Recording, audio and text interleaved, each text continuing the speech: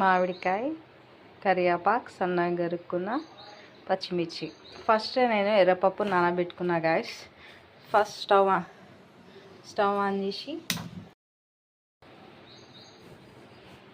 మామిడికాయ, కరివేపాకు, సన్నగా గరుక్కున్న పచ్చిమిర్చి.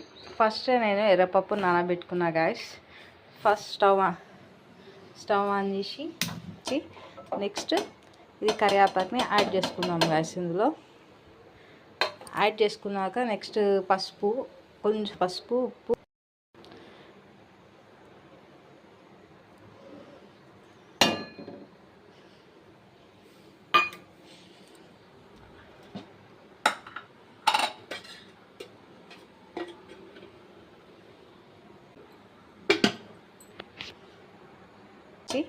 నెక్స్ట్ ఇది కరివేపాకుని యాడ్ చేసుకుందాం గాయస్. ఇందులో యాడ్ చేసుకున్నాక నెక్స్ట్ పసుపు, కొంచెం పసుపు, ఉప్పు, ఉప్పు కాదు,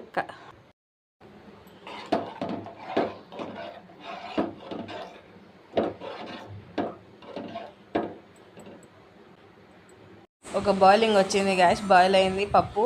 ఇప్పుడు బాయిల్ అయిన పప్పులో ఏం చేద్దామంటే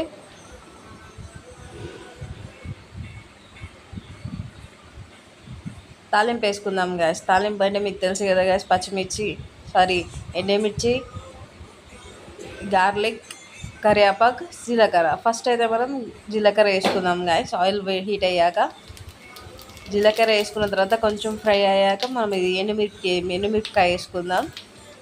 మెయిన్ ఇంగ్రీడియంట్ కదా గాయస్, అది ఏంటిదంటే పప్పులోకి ఎండుమిరపకాయ. నెక్స్ట్ గార్లిక్ వేసుకుందాం గాయస్. గార్లిక్ మీద ఎల్లిపాయ వేసుకుందాం గాయస్. ఎల్లిపాయ కొంచెం ఫ్రై అయిన తర్వాత ఇది కరివేపాకు వేసుకుందాం గాయస్. కరివేపాకు యాడ్ చేసుకున్నాక కొంచెం లైట్గా ఫ్రై అయ్యాక ఏం చేద్దామంటే గాయస్, ఇది తాలింపుని మనం ఆయిల్ పప్పులో యాడ్ చేసుకుందాం గాయస్.